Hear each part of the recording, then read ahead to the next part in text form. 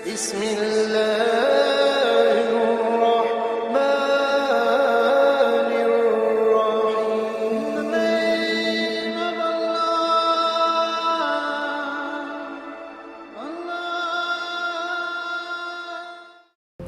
susah Al-Quran itu untuk dibaca, enggak?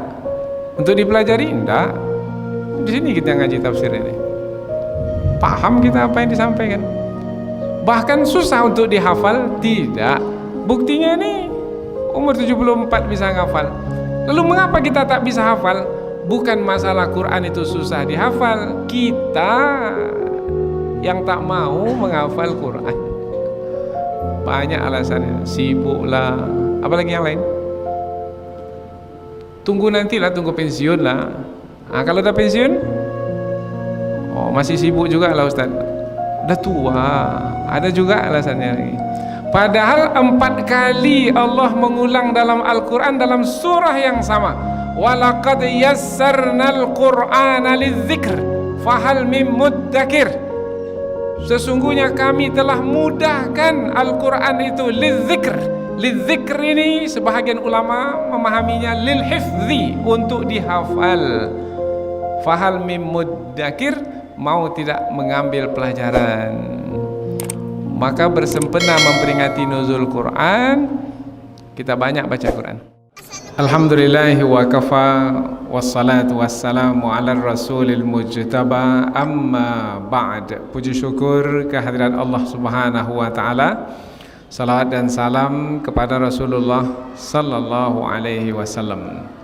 Kaum muslimin dan muslimat, jemaah Masjid Nurul Haq yang dirahmati oleh Allah subhanahu wa ta'ala. Berbahagia kita pada malam hari ini, mulai dari buka bersama tadi, kemudian kita hadir di majlis ini. Tadi alhamdulillah kita selesai pula menunaikan kewajiban salat tarawih berjamaah. Kemudian kita duduk sejenak seperti yang disampaikan oleh pembawa acara, yaitu memperingati nuzulul Quran, yang mana setiap masjid hampir rata-rata memperingati nuzulul Quran. Nuzul maknanya turun, penurunan. Al-Quran, Al-Quran, penurunan Al-Quran, memperingati penurunan Al-Quran. Siapa yang menurunkan Al-Quran? Allah subhanahu wa ta'ala. Kepada siapa diturunkan? Kepada Nabi Muhammad sallallahu alaihi wasallam. Kemudian Nabi Muhammad menyampaikannya kepada manusia. Ini disebutkan di dalam surah Ibrahim, ayat yang pertama. Alif lam ra, alif lam ra. Kitabun, kitab suci, yang dimaksudkan adalah Al-Quran. Anzalnahu, kami telah menurunkannya, ilaika, kepadamu. Mu di situ adalah Nabi Muhammad sallallahu alaihi wasallam. Untuk apa kitab suci Al-Quran itu diturunkan kepada Nabi Muhammad? Supaya Nabi Muhammad, sambungan ayat, litukhrijan nas, supaya kamu wahai Muhammad mengeluarkan manusia. Bukan bangsa Arab saja, seluruh manusia, dari barat hingga timur sampai ke Nusantara ini, untuk mengeluarkan manusia minadz-dzulumat, dari kegelapan. Kegelapan apa?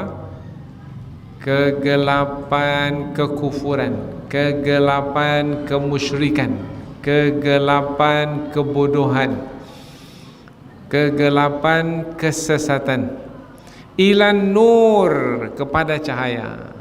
Supaya kamu wahai Muhammad dengan kitab suci Al-Quran yang diturunkan kepadamu itu, kamu mengeluarkan manusia dari kegelapan kepada cahaya. Cahaya apa? Cahaya kebenaran, cahaya keimanan.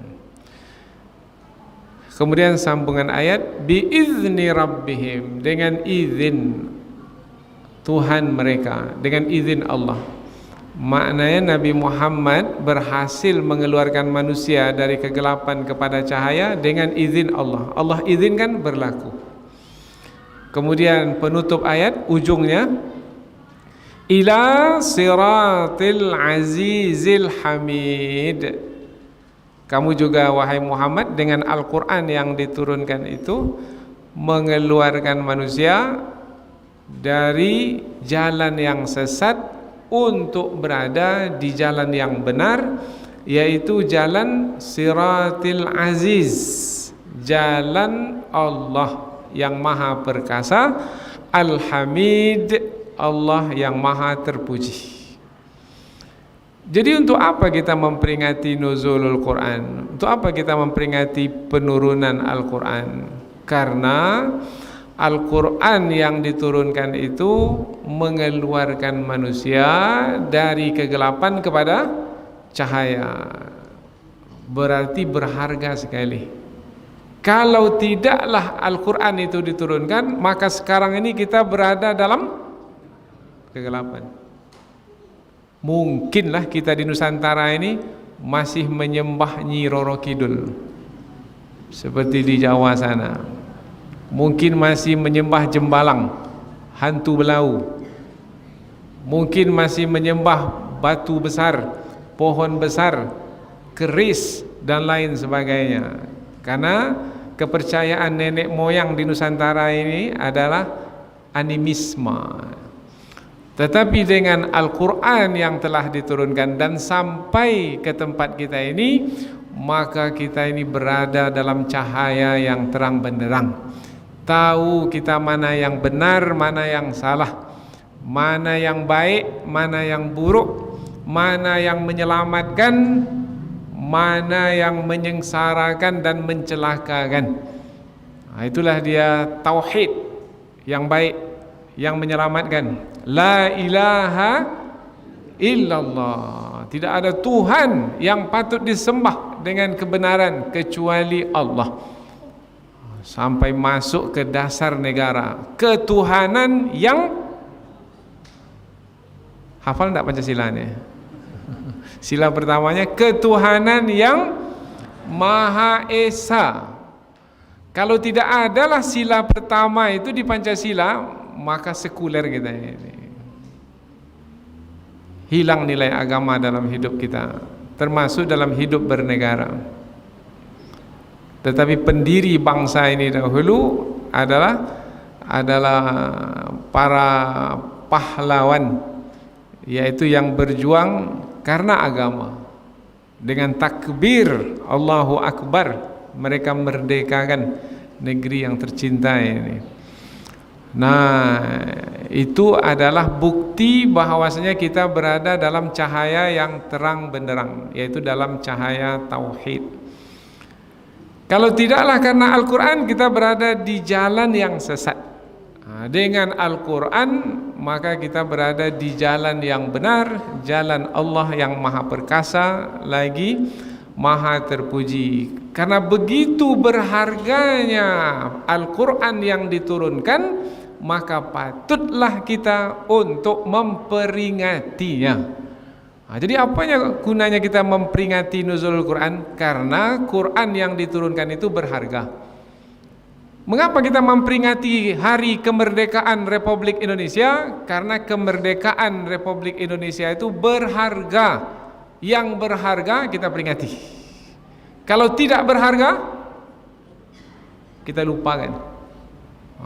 Tapi kita ingat-ingat, kita peringati karena berharga. Dan tak ada lagi yang lebih berharga di muka bumi ini pada hari ini dari Al-Quran.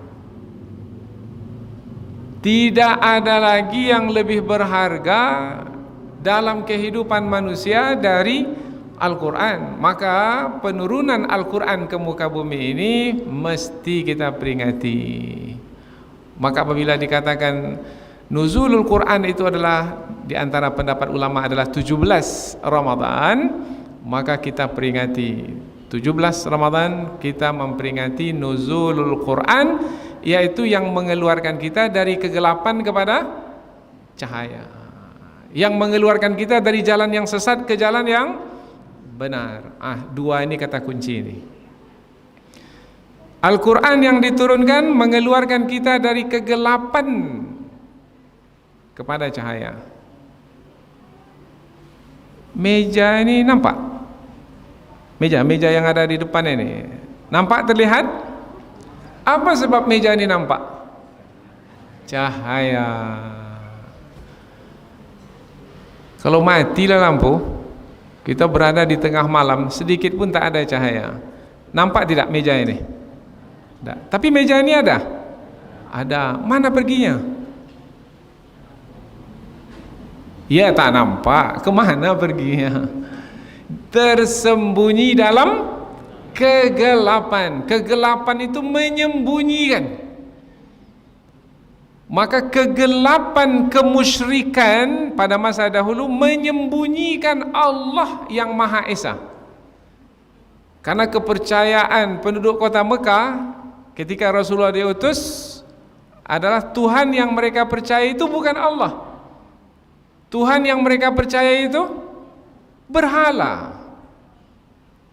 Latta itu nama berhalanya yang paling besar. Uzza itu nama berhalanya yang nomor 2. Manata, Latta, Uzza, Manata.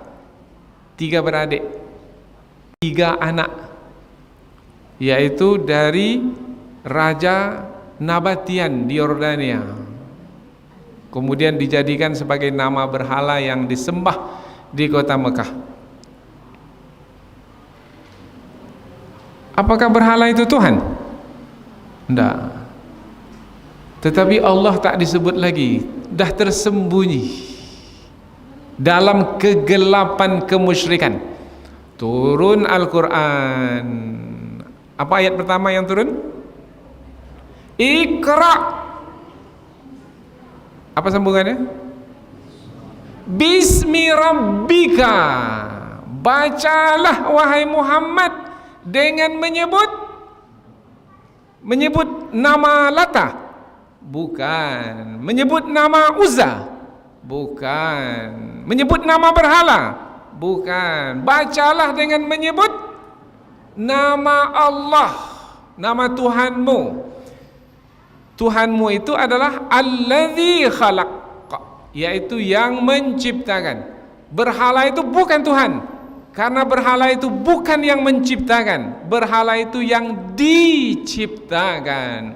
Tuhan baru disebut Tuhan kalau mencipta. Itu sifat kesempurnaan. Maka dengan turun ayat pertama ini, ini adalah cahaya, maka hilanglah kegelapan. Karena apabila terbit cahaya, maka hilanglah kegelapan kemusyrikan. Begitu berharganya Al-Quran diturunkan.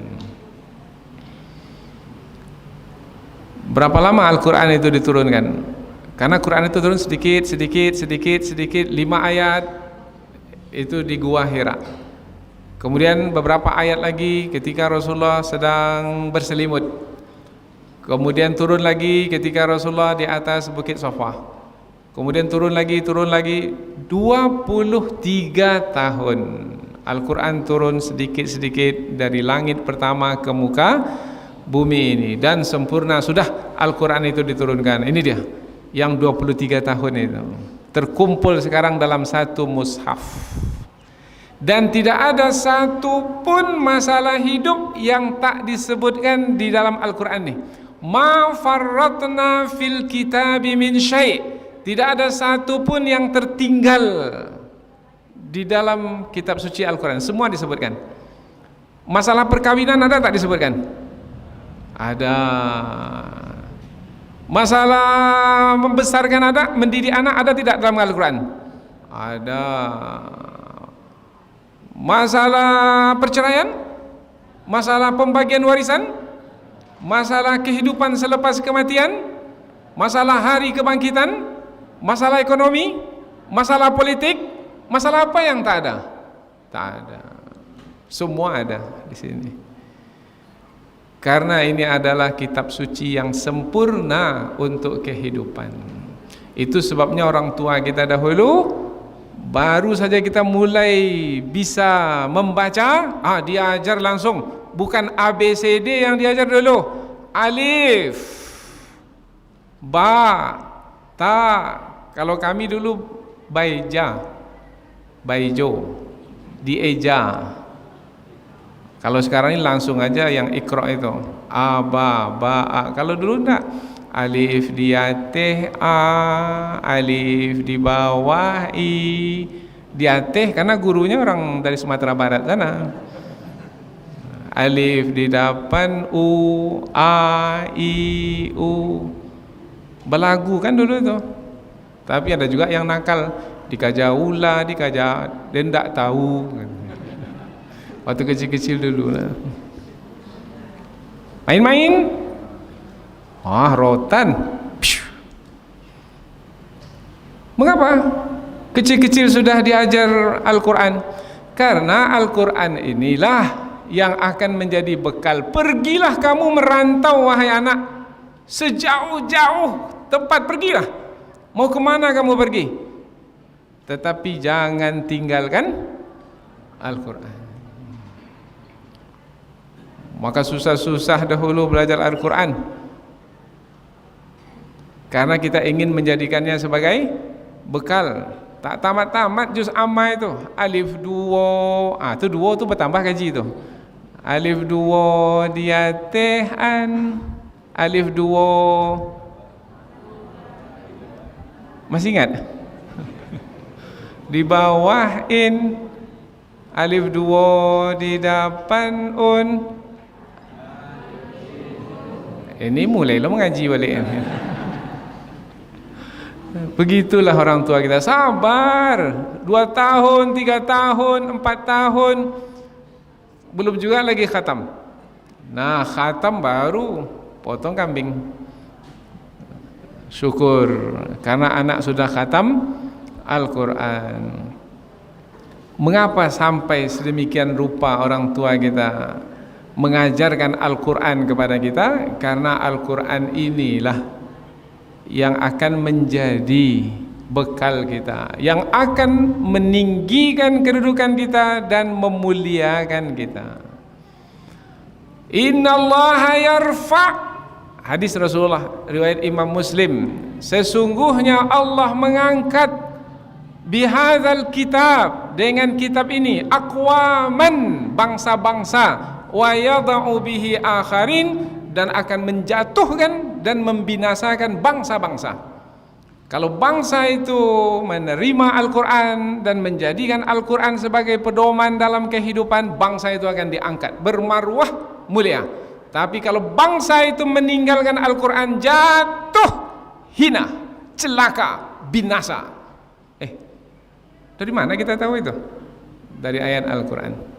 Wa man a'rada an dzikri fa inna lahu ma'isyatan dhanka wa nahsyuruhu yaumal qiyamati a'ma. Barang siapa yang berpaling dari petunjukku Al-Quran, maka baginya kehidupan yang sempit, yang sengsara, dan nanti di hari akhirat dibangkitkan dalam keadaan buta.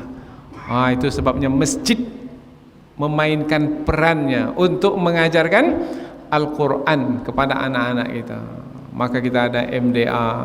Mengapa kita bersusah payah ini mengadakan pendidikan agama ini? Supaya anak kita tidak buta Al-Quran. Al-Quran inilah yang mengeluarkan dari kegelapan kepada cahaya. Tanpa Quran kita tak tahu mana yang halal, mana yang haram, tak tahu. Tanpa Al-Quran tak tahu, karena dalam kegelapan. Kalau kita dalam kegelapan, kita tak tahu mana tiang, kita tak tahu mana pintu, kita tak tahu. Tapi kalau ada cahaya, nampak ini tiang. Berapa tiang dalam masjid ini sekarang nih, tengah-tengah ini? Karena ada cahaya bisa kita menjawab. Tapi kalau tak ada Al-Quran, tak bisa kita jawab. Umpamanya dalam pembahagian warisan, umpamanya kalau meninggal suami, istri dapat berapa? Kalau meninggal ayah, anak laki-laki, anak perempuan dapat berapa? Kalau tak turunlah Al-Quran, bisa kita jawab? Tak bisa kita jawab. Maka dengan turun Al-Quran maka kita dapat jawaban. Oh, istri dapat sekian kalau suami meninggal, suami dapat sekian kalau istri meninggal, anak laki-laki dapat sekian, anak perempuan beda, tak sama bahagiannya dengan anak laki-laki kalau orang tua mereka meninggal dunia. Semua disebut dalam Quran. Maka kita ajarkan anak-anak kita Al-Quran dari kecil lagi supaya mereka ini dapat bekal dalam hidup. Kalau bisa lebih lagi, bukan saja pandai membaca Quran, menghafal Al-Quran. Itu lebih hebat lagi itu. Supaya tersimpan 30 juz itu dalam dada. Ada di pondok kita sekarang ini anak umur 10 tahun 10 tahun baru, tetapi berhasil menghafal Al-Quran 30 juz. Di umurnya yang masih muda itu menghafal 30 juz dalam waktu 44 hari. 44 hari itu tak sampai 2 bulan. 2 bulan itu 60 hari. Ini 44 hari selesai 30 juz. Itu anak-anak Ustaz. Kami yang dah tua ni bisa tak ngapal Quran lagi ya? Bulan lalu ada seorang ibu dari Pekanbaru ini, Ibu Hajah Surida, umur 74 tahun. Bapak umur berapa? Rasanya belum 74 lagi kan? 74 tahun berhasil menghafal Quran 30 juz dalam waktu 64 hari. 64 hari, 2 bulan lebih sedikit. Kita ada berapa juz hafal Quran? Jadi susah Al-Quran itu untuk dibaca? Enggak. Untuk dipelajari? Enggak. Di sini kita ngaji tafsir ini. Paham kita apa yang disampaikan? Bahkan susah untuk dihafal? Tidak. Buktinya ini umur 74 bisa ngafal. Lalu mengapa kita tak bisa hafal? Bukan masalah Quran itu susah dihafal, kita yang tak mau menghafal Quran. Banyak alasannya, sibuk lah, apalagi yang lain.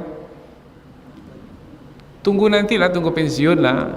Kalau dah pensiun, masih sibuk juga lah Ustaz. Dah tua, ada juga alasannya lagi. Padahal 4 kali Allah mengulang dalam Al-Quran dalam surah yang sama. Walaqad yassarnal Qur'ana lidzikr fahal mim muddakir. Sesungguhnya kami telah mudahkan Al-Quran itu lidzikr. Lidzikr ini sebahagian ulama memahaminya lil hifzi, untuk dihafal. Fahal mim muddakir, mau tidak mengambil pelajaran. Maka bersempena memperingati nuzul Quran, kita banyak baca Quran.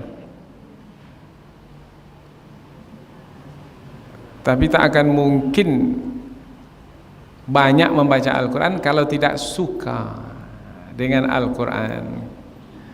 Dia suka itu kunci itu. Kalau suka nih mengikuti majlis ilmu ini, tak terasa sudah hampir setengah jam. Ini sudah melewati himbauan ini. Himbauan itu berapa menit? 10 menit kan?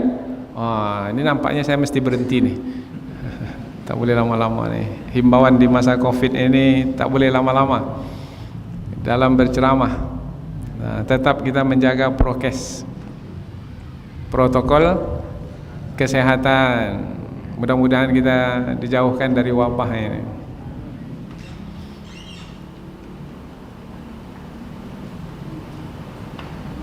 Nah, kita lagi sekarang kalau sudah senang dengan Al-Quran, tak terasa. Kami di pondok sekarang ini satu malam salat tarawih itu, satu malam 2 juz Al-Quran. Biasa berapa masjid itu satu malam 1 juz Al-Quran. Kalau kami satu malam 2 juz Al-Quran. Tanya peserta itu macam mana? Alhamdulillah, senang, bersemangat. Apa sebab? Hati tadi sudah terpaut dengan Al-Quran. Kalau sudah suka, ringan. Tapi kalau sudah tak suka, berat. Ini kalau suka pengajian ini terasa ringan sekali. Dah setengah jam lah. Tapi kalau tak suka, menggarut kepala yang tak gatal. Aduh, lama betul Ustaz. Tadi katanya dah mau berhenti, ini menambah lagi dia. Dia risau, gelisah. Kuncinya itu suka. Maka suka-sukakanlah hati kita untuk bersama Al-Quran. Baca Quran, pelajari kandungan Al-Quran melalui tafsir Al-Quran, kemudian hafal Al-Quran. Siapa yang menghafal 10 ayat pertama dari surah Al-Kahfi, 10 saja, tak semuanya, 10 ayat terakhir, atau 10 ayat terakhir surah Al-Kahfi, Allah akan berikan kepadanya cahaya mulai dari tempat dia tegak sampai ke Kaabah sana. Berapa watt itu kira-kira? 100 watt. 100 watt tak sampai ke. Barang siapa yang membaca suratul Kahfi 10 ayat pertama saja, menghafalnya, maka Allah akan berikan kepadanya cahaya dari tempat dia tegak sampai ke Baitul Atiq, Ka'bah. Atau diberikan cahaya, kalau dia baca malam Jumat, Allah akan berikan cahaya sampai ke Jumat berikutnya. Berarti banyak sekali guna Al-Quran ini, banyak. Maka bersempena memperingati nuzul Quran ini, maka kita galilah mutiara yang berharga yang ada dalam Al-Quran ini. Berikan waktu yang cukup untuk bersama dengan Al-Quran. Al-Quran ini disebut dalam Al-Quran, ini penutup. Al-Quran disebut di dalam Al-Quran sebagai ruh. Ruh itu apa? Nyawa. Wa kadzalika auhayna ilaika ruhan min amrina. Demikianlah kami mewahyukan kepadamu wahai Muhammad ruh. Kami mewahyukan ruh. Semua ulama tafsir sepakat yang dimaksudkan dengan ruh, kami mewahyukan Al-Quran kepadamu. Pertanyaannya, mengapa Al-Quran disebut ruh? Karena menghidupkan. Badan kita ini hidup apa sebab? Karena ada ruh dalam badan. Kalau tercabut ruh dari badan, mati. Kalau tercabut Al-Quran, maka tidak ada kehidupan. Barulah ada kehidupan kalau Al-Quran itu ada pada diri kita. Tanpa Al-Quran, mati. Jadi mau hidup mau mati? Mau hidup, bersamalah dengan Al-Quran. Maka berilah waktu sedikit untuk bersama dengan Al-Quran. Datang cepat pergi ke masjid, baca Quran. Lambatlah pulang sedikit dari masjid, baca Quran. Duduk bersama dengan keluarga, istri, tunggu dulu, jangan berdiri dulu. Anak-anak sini semua, mari kita duduk sejenak, kita baca Quran. Ayah dulu baca Safhah halaman pertama. Lanjut bu, ma, panggil ibu atau panggil mama? Bunda, umi, panggil apa sajalah. Baca halaman berikutnya. Kemudian si sulung baca, si angah baca, si yang paling kecil apa? Si bungsu baca. Itu kalau 3 anak baca. Semua baca Quran, duduk bersama. Rumah yang tidak dibacakan Al-Quran di dalamnya, apa sambungannya itu? Adalah seperti kuburan. Kuburan itu tempat orang mati karena tak ada ruh dalam badannya.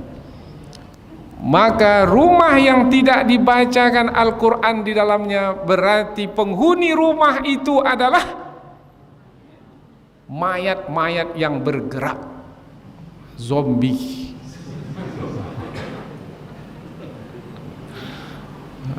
Jadi rumah mana yang hidup?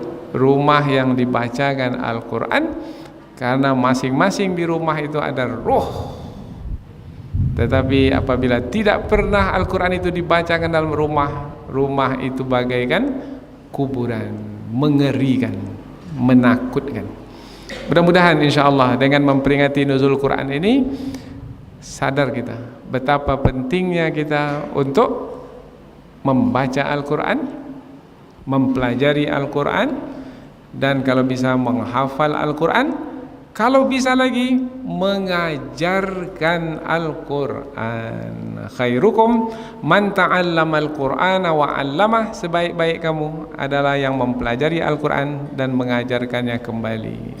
Mudah-mudahan tazkirah ringkas ini ada manfaatnya insyaallah.